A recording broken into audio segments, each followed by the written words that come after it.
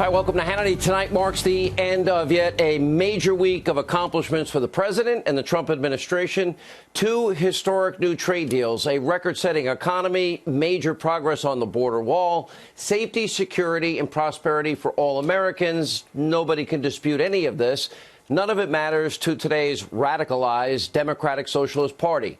Today, the president summed it up perfectly during an event with college football's national championship, LSU. Take a look. Just told the coach, we don't normally do this, but I'm doing it for this team. Anybody would like to come with me to the Oval Office, we'll take pictures in the Oval. It's a special place. We'll take pictures behind the Resolute desk. It's been there a long time, a lot of presidents, some good, some not so good.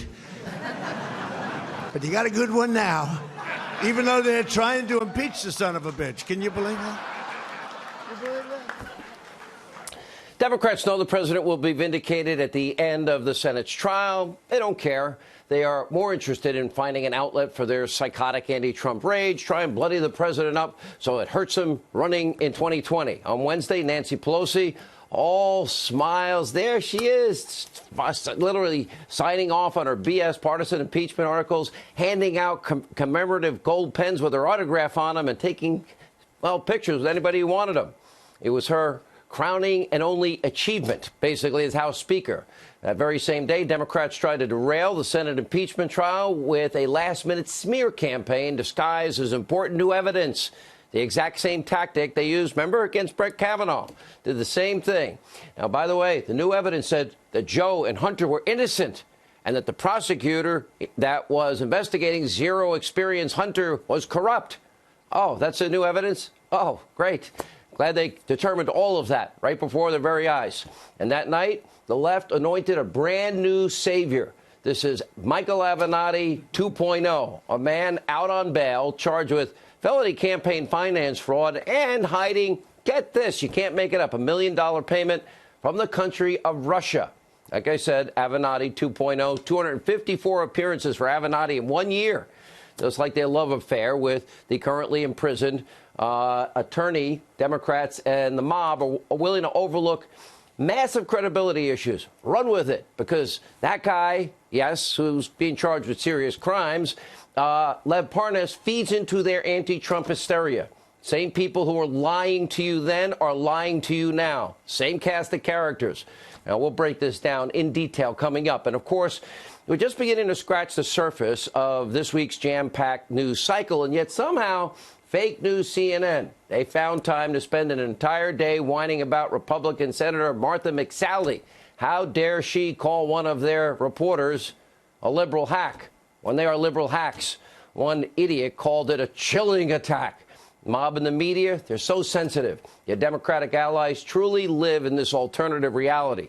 But buckle up, because, well, if they get their way, well, in the coming days, it will only get worse. In the days and weeks ahead, they want to drag this country through the mud, and now the president has a chance to fight back. Finally, he has now assembled the legal team to represent his case in the Senate, including White House counsel Pat Cipollone, along with the president's personal attorney, that would be Jay Sekulow, former independent counsel Ken Starr, who conducted the investigation that led to the impeachment of former President Bill Clinton. Starr is joined by former Florida Attorney General Pam Bondi and two other experienced lawyers. We know about Robert Ray and Jane Raskin. Harvard Law professor Alan Dershowitz will also play a vital role, leading the constitutional oral arguments against impeachment. The president's legal team will easily destroy the Democrats' two bogus articles of impeachment. And because this entire impeachment charade is nothing but a political smear campaign, Democrats, well, they're going to try and drag the trial on for as long as humanly possible. They want to slow walk this sham shift show and build the intensity and insanity so they'll have a major crescendo of conspiratorial drama. So they're going to try to enter into evidence, well, new things. They're going to try and demand that new witnesses testify. They're going to try and demand that new investigations based on new evidence magically turns up at the last second be introduced from the guy that is indicted. You're going to do anything and everything to derail the president's forthcoming acquittal. But their Achilles heel is none other than this guy, the real quid pro quo guy, quid pro quo Joe. And, of course, his son, zero experience Hunter Biden, who made millions and millions and millions from a corrupt Ukrainian oil and gas company, all while his father was spearheading the Obama administration's policy on Ukraine. Vice President Biden even leveraged $1 billion of your tax dollars in order to get a Ukrainian prosecutor fired. Son of a bee, he did. Why did he want the prosecutor fired? He was investigating his zero experience son. What company would ever pay somebody millions if they have zero experience? None. Any of you ever get that deal? Now, that is the very real corruption, the very core of this impeachment charade. Democrats, you want to draw this out, go down this road. Well, now it becomes a very dangerous game. And the Senate is now officially the new Schiff Sham show. And by the way, just like the Russia collusion hoax and the Kavanaugh smear and every other con job from the radical left, the Trump-hating left, we know how this story will end. Complete vindication